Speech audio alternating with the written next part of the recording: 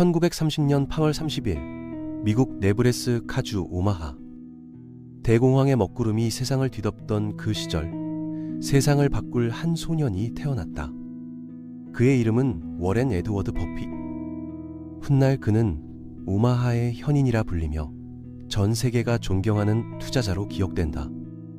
버핏의 아버지 하워드 버핏은 주식 중개인이자 정치인이었다. 훗날 미국 하원 의원으로 당선되지만 1930년대 초 그들의 가정은 넉넉하지 않았다. 경제는 무너지고 사람들은 일자리를 잃었다. 그러나 어린 워렌은 그런 혼란 속에서도 돈과 숫자에 특별한 호기심을 보였다. 6살의 버핏은 껌과 콜라를 이웃집에 팔며 첫 장사를 시작했다. 11살이 되던 해 그는 생애 첫 주식 투자를 감행했다. 시티즈 서비스 프리퍼드라는 회사를 주당 38달러에 3주 매수했다. 하지만 주가는 곧 떨어졌고 불안에 휩싸인 버핏은 27달러에 내린 주식을 40달러에 팔았다. 이후 그 주식은 200달러까지 치솟았다. 그때 버핏은 평생 잊지 못할 교훈을 얻었다. 조급함은 언제나 후회를 남긴다. 그는 어릴 때부터 장사와 숫자에 몰두했다. 중학생 시절 핀볼 기계를 사서 이발소에 설치하고 친구와 수익을 나눴다. 신문을 돌려 번 돈으로 자신만의 작은 사업을 꾸렸고 또래들이 장난감을 살 때 그는 재무제표를 읽고 있었다. 이미 어린 버핏의 머릿속에는 돈이 일하게 하는 법이 자리 잡고 있었다. 그의 눈빛은 숫자 속에서 미래를 읽고 있었다. 1942년 아버지가 국회의원으로 당선되며 가족은 워싱턴 DC로 이사했다. 버핏은 그곳에서 새로운 환경 속에서도 변함없이 꿈을 그렸다. 그는 고등학교 졸업 앨범에 이렇게 썼다. 좋아하는 과목 수학, 미래의 직업, 주식 중개인. 그의 목표는 명확했지만 길은 쉽지 않았다. 17세에 펜실베이니아 대학교 와튼 스쿨에 입학했지만 2년 만에 고향으로 돌아왔다. 네브래스카 대학교에서 경제학을 전공하며 밤에는 신문 배달로 학비를 벌었다. 그때도 그는 투자 서적을 손에서 놓지 않았다. 대학 졸업 후 그는 콜롬비아 대학교 대학원으로 향했다. 그곳에서 인생의 멘토, 가치 투자의 아버지 벤저민 그레이엄을 만났다. 그레이엄은 단기적인 주가가 아니라 기업의 본질적인 가치를 보라고 가르쳤다. 버핏은 그 철학에 완전히 매료됐다. 그레이엄을 만나지 않았다면 지금의 나는 없었을 것이다. 그는 훗날 이렇게 회상했다. 대학원 졸업 후 버핏은 그레이엄의 회사에서 일하게 된다. 그러나 스승의 은퇴와 함께 그는 오마하로 돌아가 자신만의 길을 걷기 시작했다. 1956년 26살의 버핏은 버핏 어소시에이츠를 설립했다. 첫 투자자들은 가족과 친구들이었고 자본은 고작 10만 달러였다. 하지만 그의 성과는 놀라웠다. 8년간 연평균 수익률은 30%를 넘었고 그는 젊은 천재 투자자로 불리게 된다. 1962년 그는 운명적인 회사를 발견한다. 버크셔 해서웨이. 당시엔 낡은 섬유회사였지만 버핏은 그 안에서 숨겨진 가치를 보았다. 주식을 대량 매수한 그는 경영진과의 갈등 끝에 회사를 인수했다.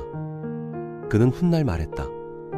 버크셔 인수는 내 인생 최악의 거래였다.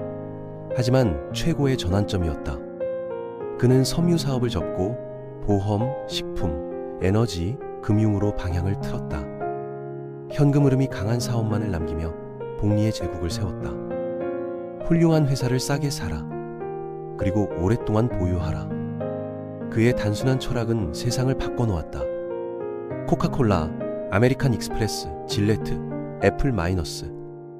그가 투자한 기업들은 시간이 흐를수록 전설이 되었다. 그는 시장을 예측하려 하지 않았다.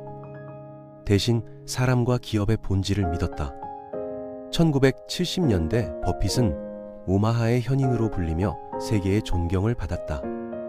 시장에 공포가 몰려올 때 그는 매수했고 탐욕이 넘칠 때 멈췄다. 다른 사람들이 두려워할 때 욕심을 부려라. 다른 사람들이 탐욕을 부릴 때 두려워하라. 그의 대표 철학이었다. 하지만 그는 부자이기 전에 무엇보다 검소한 사람이었다. 1958년에 산 같은 집에서 지금까지 살고 있다. 매일 아침 맥도날드 커피 한 잔을 들고 그날의 시장을 천천히 읽는다. 억만장자이지만 그의 삶은 단순하고 일정했다. 그는 말했다. 나는 돈으로 살 수 없는 것을 사고 싶다. 그것은 시간, 건강, 그리고 존경이다. 버핏의 곁엔 평생의 동반자이자 지적 파트너 찰리 먼거가 있었다. 둘은 서로를 비판하며 배우는 완벽한 조합이었다. 그들의 대화는 단순한 경제를 넘어 인생의 철학이 되었다. 그리고 그 철학은 세대를 넘어 전해지고 있다. 2006년 버핏은 세상을 놀라게 했다. 부는 축복이 아니라 책임이다. 그는 빌 게이츠와 함께 기빙 플래지 운동을 시작했다. 억만장자들에게 부를 인류를 위해 나누자고 호소했다. 그의 기부액은 수백억 달러에 달했다. 그는 명예보다 실질을, 쇼보다 진심을 택했다. 당신의 부가 당신을 정의하게 하지 말라. 진짜 부는 당신이 남긴 영향력이다. 2020년대 현재 버핏은 90을 넘긴 나이에도 여전히 일한다. 새벽 5시면 일어나 신문과 기업 보고서를 읽는다. 그는 여전히 배우고 여전히 투자한다. 그의 인생은 이렇게 요약된다. 복리는 단순한 숫자가 아니다. 인생에서도 복리는 존재한다. 욕심을 이기고 감정을 통제하며 긴 시간을 견뎌야 한다. 그는 말했다. 주식시장은 인내심 없는 사람의 돈을 인내심 있는 사람에게 옮겨주는 장치다. 워렌 버핏의 삶은 돈의 이야기가 아니다. 그것은 신념, 선택, 그리고 인간의 성장에 관한 이야기다. 그는 세상의 흐름에 흔들리지 않고 자신만의 원칙을 믿었다. 그 결과 한 사람의 삶이 세계의 기준이 되었다. 성공이란 자신이 사랑하는 일을 사랑하는 사람들과 함께하는 것이다. 오늘도 그는 오마하의 작은 사무실에서 조용히 신문을 넘긴다. 그의 시계는 여전히 천천히 흐른다.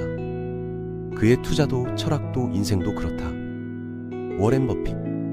그는 한 번도 돈을 벌기 위해 살지 않았다. 그는 단지 옳은 일을 꾸준히 해왔을 뿐이다.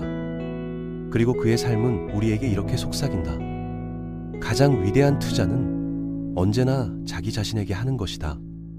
저희는 좋은 영상으로 곧 다시 찾아뵙겠습니다.